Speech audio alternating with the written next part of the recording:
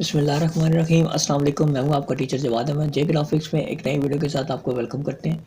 आज की जो वीडियो है वो हमारी कंप्यूटर साइंस की बुक सेकंड ईयर की क्लास चैप्टर नंबर 1 उसके हवाले से। जो लास्ट लेक्चर था उसमें हमने डीबीएमएस को देखा था कि डीबीएमएस क्या डेटाबेस मैनेजमेंट सिस्टम और उसके एडवांटेजेस क्या हैं, यानी उसके फ़ायदे क्या हैं। जो आज का जो हमारा लेक्चर है वो है डिसएडवांटेजेस, यानी उसके नुकसानात क्या हैं या उसके लिए आपको क्या क्या थोड़े जो है ना डिसएडवांटेज का सामना करना पड़ सकता है डेटाबेस सिस्टम में। तो आज हम वो चीज़ देखेंगे। ठीक है जी। तो वीडियो शुरू करने से पहले आप तमाम दोस्तों से गुजारिश है हमारे चैनल को सब्सक्राइब करके लाइक करके बेल आइकन के बटन को प्रेस कर दें ताकि आप हमारी हौसला अफजाई फरमाएं और हम आपके लिए नई नई वीडियो इस तरह से लेकर आते रहें। करते हैं अपनी वीडियो को start. Disadvantages of database system. Although the DBMS are very powerful tools to do the job, जैसा कि आपको लास्ट लेक्चर में बता चुके हैं। जिन लोगों ने लेक्चर मिस कर दिया उस लेक्चर का जो लिंक है हम इस वीडियो के एंड पर दे देंगे। तो जो DBMS है कि वो बहुत ज़्यादा पावरफुल होता है, बहुत पावरफुल टूल्स होते हैं उसके, but they are not more in use. लेकिन ये क्या होता है इसने इस्तेमाल में नहीं है। It is because of some disadvantages, क्योंकि इसके कुछ नुकसानात हैं। जो पहले नुकसान क्या है, require additional system overhead. Additional overhead is required to access data in case of doing some simple jobs like reading and processing a TIFF file, which might take a little time and resources to do the job. If we have to do it on DBMS, it is requiring too much and to do too little. यानी कि कहने का मकसद ये है इसमें कि अगर हम DBMS को यूज़ करते हैं तो हमें पावरफुल सिस्टम चाहिए होता है। ठीक है, यानी वो ज़्यादा एक्सपेंसिव आपके पास सिस्टम होना चाहिए।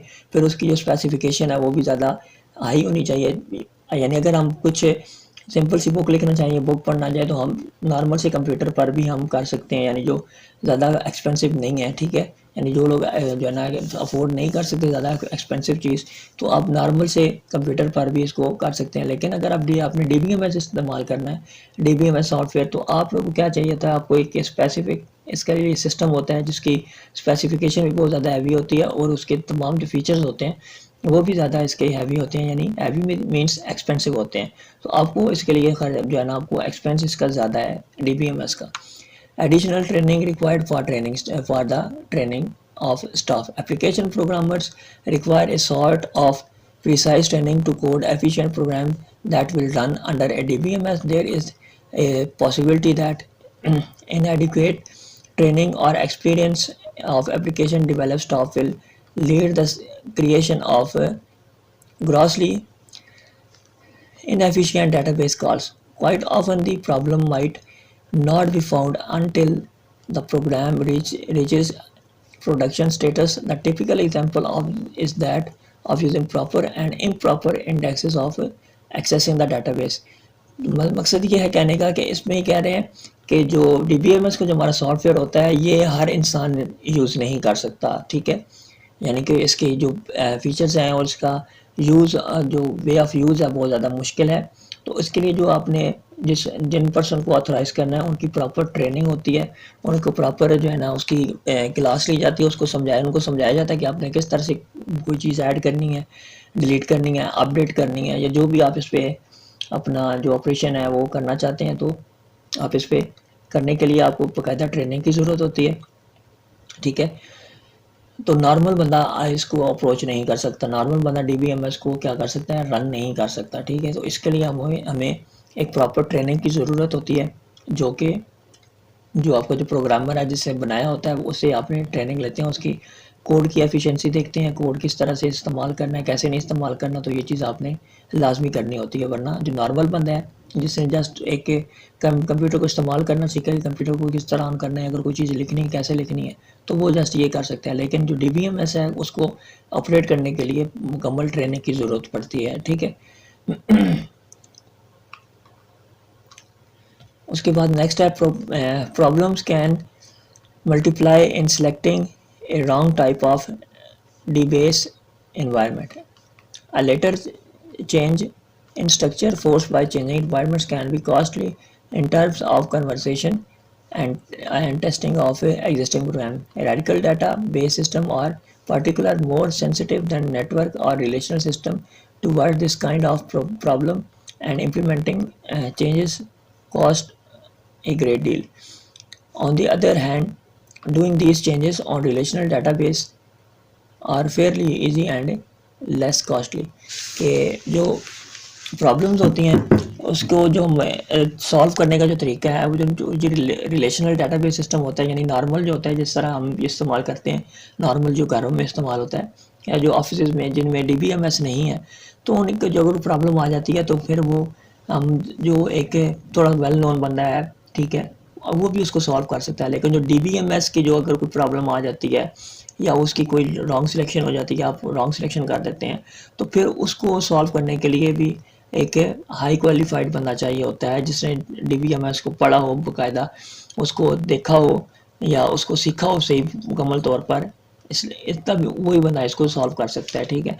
अदरवाइज़ कोई नॉर्मल बंदा आगे जो नॉर्मल कंप्यूटर यूज़र है वो इसको इस प्रॉब्लम को सॉल्व नहीं कर सकता, ठीक है। कहीं पर भी इसके सॉल्व पे अगर आप इंटरनेट पे ढूंढना चाहें तो वो भी मुश्किल से मिलते हैं, क्योंकि डाटाबेस एक बहुत बड़ी चीज़ है, ये बहुत बड़ी जो है ना एक हाई लेवल की चीज़ है, ठीक है। तो ये डाटाबेस एक ऐसी चीज़ है कि जिसमें आप ये देखें जाए यानी जो जहाँ पर आपके जो यानी पूरी आपकी कंट्री का रिकॉर्ड रखा जाता है, तो जाहिर बात है जहाँ पे कंट्री का रिकॉर्ड पड़ा, पूरे मुल्क का रिकॉर्ड पड़ा, तो फिर एक नॉर्मल बंदा सिविल बंदा जाकर उसको अप्लाई नहीं कर सकता, उसको ऑपरेट नहीं कर सकता। अगर कोई प्रॉब्लम आ जाती है तो फिर उसको उस प्रॉब्लम को सॉल्व भी वही बंदा कर सकता है जो कि एक बाकायदा अथराइज पर्सन हो, बाकायदा जिसने पढ़ा हो, सीखा हो, मुकम्मल तौर पर एक अपनी ज़िंदगी का टाइम पीरियड उसे दिया हो, तब जाके वो इसको काम कर सकता है। अदरवाइज़ कोई नॉर्मल बंदा उसकी प्रॉब्लम को सॉल्व नहीं कर सकता। तो अगर कोई बंदा इसको इम्प्लीमेंट करने की कोशिश करेगा तो इट में जैसे लिखा हुआ है implementing changes cost a great deal, तो फिर आपको जो है ना नुकसान का सामना करना पड़ सकता है। ज़ाहिर बात है कि नॉर्मल बंदा है, ठीक है, इतना ज़्यादा जानता नहीं है, तो अगर वो जाकर उसको छेड़छाड़ करेगा तो फिर ज़ाहिर बात है कोई मसला करेगा, जब वो मसला होगा तो फिर आपके वो पूरे सिस्टम को नुकसान पहुँचा सकता है, ठीक है जी। तो ये चीज़ देखनी है कि ये जो आप जब आप DBMS इस्तेमाल कर रहे हो तो जो आपका स्टाफ हो उसने उसको आपने मुकम्मल ट्रेनिंग देनी है। ट्रेनिंग देने के बाद उसको तमाम चीज़ें समझानी है, जो कि एक बहुत ज़्यादा टाइम पीरियड लेता है, एक टाइम लेता है उसको समझने में, समझाने में। तो उसमें इस चीज़ का आपने लाजमी ध्यान रखना है, ठीक है। Data must be considered a corporate resource. The data in a company's data base on longer belong on one organization alone. True, one organization normally has the primary responsibility for creating a database. However, as database system mature, more companies or organization can share the same data across application. कि जो data must भी सिर्फ एक organisation में पड़ा हो, यानी ये नहीं कि एक ऑर्गेनाइजेशन का डाटा वो दूसरी जगह पड़ा हो, तीसरी जगह पड़ा हो, तो इस तरह से करने अगर ये भी हो सकता है कि आप डिफरेंट जगह डाटा रख सकते हैं, लेकिन फिर उसके लिए आपको सिस्टम ज़्यादा हैवी चाहिए होते हैं, उसके बाद उसके लिए आपको सोर्स ज़्यादा चाहिए होता है, कॉर्पोरेट सोर्स आपको ज़्यादा चाहिए होते हैं। तो कोशिश करें जो DBMS इस्तेमाल कर रहे हैं, जो DBMS इस्तेमाल करते हैं, तो उनके लिए ये चाहिए होता है कि वो एक जगह पर अपना डाटा रखें। ज़्यादा जगह पर अगर डाटा रखेंगे तो फिर उसको संभालना मुश्किल हो जाता है, फिर रिस्पॉन्सिबिलिटी ज़्यादा हो जाती है। उसके लिए मैच्योर सिस्टम चाहिए होता है, मैच्योर पर्सन चाहिए होते हैं, ऑथराइज पर्सन चाहिए होते हैं, स्टाफ अच्छा चाहिए होता है। इसीलिए जो आपका डाटा है तो कोशिश करें जो एक ही जगह पर रखें, ज़्यादातर आप इसको ज़्यादा जगह पर आप इसको ना रखें। A need of a dictionaries last में है जी, in order to share data across application system or to simply given end users the ability to identify the location of information they need in order to do their jobs. The internal data contents of a company database need to be documented in a consistent manner. For this purpose, they have to install a data dictionary system, which is another overhead on the DBMS. यानी इसके लिए क्या होता है, अगर आपने इस चीज़ ये काम करना है, यानी जो आपको ऊपर से कहा गया कि अगर आपने एक डाटा डिफरेंट जगहों पर रखना है तो फिर उसके लिए भी डाटाबेस की एक अलग ऐप है, एक अलग जो है ना पर्पज़ है डाटा ऐप की, एक सॉफ्टवेयर है जिसे डाटाबेस डिक्शनरी सिस्टम कहते हैं या डाटा डिक्शनरी सिस्टम कहते हैं। उसके लिए आपको ये चीज़ इंस्टॉल करनी पड़ती है। तो वो भी क्या एक अनदर ओवरहेड है, एक बहुत बड़ी चीज़ है डाटाबेस के लिए।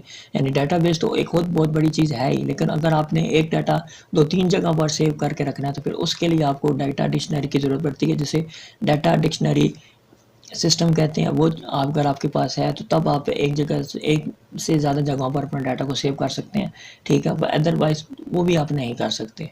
तो ये इसके चंद एक डिसएडवांटेजेस हैं जो आज हमने डिस्कस किए। ज़्यादा लेक्चर बड़ा नहीं करते, एक ही चीज़ आपको समझाई है ताकि आपको यानी एक 10 मिनट में इतने एक बड़े लेक्चर में, एक वीडियो में आपको एक टॉपिक समझाने का मकसद ये है कि आपको क्लियरली समझ आ सके। अगर ना समझ आए तो वीडियो को दोबारा देखें, बार बार देखें, जहाँ से समझ नहीं आई वहाँ से समझने की कोशिश करें, वरना आप मुझसे पूछ सकते हैं कमेंट सेक्शन में, आपको इसका बात का जवाब मिलेगा। तो मिलते हैं इंशाल्लाह नेक्स्ट वीडियो में। वीडियो को ख़त्म करने से पहले हमारे चैनल को लाइक, शेयर, सब्सक्राइब और बेल आइकन के बटन को प्रेस करना मत भूलें। मिलते हैं इंशाल्लाह नेक्स्ट वीडियो में। अपना ख्याल रखें। फ़ी अमान अल्लाह।